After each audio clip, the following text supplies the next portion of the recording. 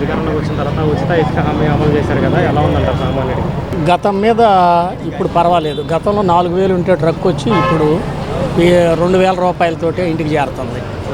దానివల్ల బేల్దారి మేస్త్రులు కానీ లేకపోతే ఇల్లు కట్టుకునే వాళ్ళు కానీ మళ్ళీ ఒక నెల నుంచి రాష్ట్రంలో పనులు మొదలయ్యాయి. దానివల్ల అందరికీ కూడా ఇబ్బందిగా ఉంది. ఆ ఇబ్బంది లేకుండా పోయింది. తర్వాత ఏంటంటే ఇప్పుడు ఈ పిఎం మోదీ గారి సలహాతో కానీ చంద్రబాబు నాయుడు ఆలోచించి కానీ రేపు వచ్చే కాలంలో ఇల్లు కట్టుకునే వాళ్ళు ఎవరైనా సరే ఉంటే బిలో పావర్టీ వాళ్ళకి 4 లక్షల రూపాయలు సెలక్షన్ చేసే విధంగా ఉంది. ఇది గతంలో జరిగిన దాని మీద కూడా సూపర్ డూపర్గా ఉండేటట్టుగా ఉంది. దీనివల్ల ఇల్లు కట్టుకోలేని పేదలకు ఇప్పుడు చాలా మంచి అవకాశం ఉంది.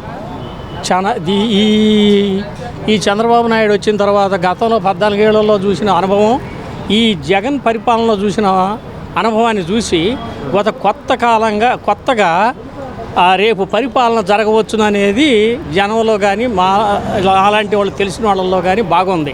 ఈ గతంలో అనుభవం వల్ల ఇప్పుడు ముందుకు పోవడానికి మార్గంగా ఉంది. ప్రభుత్వంలో కూడా చంద్రబాబు నాయుడు వచ్చిన తర్వాత గత అనుభవాన్ని చూసి, ఆయన పరిస్థితులను చూసి, ఆయన అనుభవించిన విధానాన్ని చూసి కొత్తగా ట్రెండ్ మారబోతుంది అనేది అన్న మేము ఆశిస్తున్నాం. ఇది రైతుల్లో కూడా ఏంటంటే కొన్ని పొరపాట్లు జరిగినందువల్ల ఆంధ్రాలో ఉండే రైతు కూలీలు కానీ రైతులకు కానీ మేలు జరగవచ్చునని మేము భావిస్తున్నాం.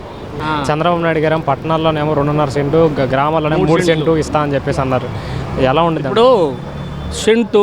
ఇప్పుడు పల్లెటూళ్ళు ఉన్నాయి. పల్లెటూళ్ళల్లో ఆ భూముల్ని ఎంతకో కొంతకు తీసుకొని ఒక ఫ్యామిలీ ఉండాలంటే ఒక మొగుడు, ఒక పెళ్ళాము, ఒకటి కానీ ఇద్దరు కానీ పిల్లలు ఉంటారు. ఆ పిల్లలు వాళ్ళు మంచాలు వేసుకోవడానికి కూడా సరిపోదు. ఆ సెంటు కానీ సెంటున్నరలో కానీ మంచాలు వేసుకోవడానికి కూడా, తర్వాత స్నానాలకి బాత్రూములకి దానికి అది తర్వాత విషయం, ఒక మంచం వేసుకోవడానికి కూడా సరిపోదు. కానీ అది దృష్టిలో పెట్టుకొని జనాలు పడ్డ ఇబ్బందుల్ని ఈయన లోకేష్ కానీ ఎవరైనా సరే పాదయాత్రల్లో కానీ లేకపోతే ఈ చంద్రబాబు నాయుడు జనం అనుకునే మాటలు విని కానీ నేను 3 సెంట్లు చేస్తానంటున్నాడు. ఈ 3 సెంట్లు అంటే సరిపోతుంది. ఒక ఫ్యామిలీకి వచ్చి 3 సెంట్లు సరిపోతుంది. వాళ్ళ ఒక తల్లి తండ్రి ఒక 2 పిల్లలు ఉన్నారనుకోండి, ఒక 15 ఏళ్ల పాటు ఈ పిల్లలు పెద్దోళ్ళు అయ్యలేకే మళ్ళీ వాళ్ళకి పెళ్ళి లేనప్పుడు వాళ్ళకి పిల్లలు వచ్చేలేక మళ్ళీ వాళ్ళు పెట్టుకోవచ్చు.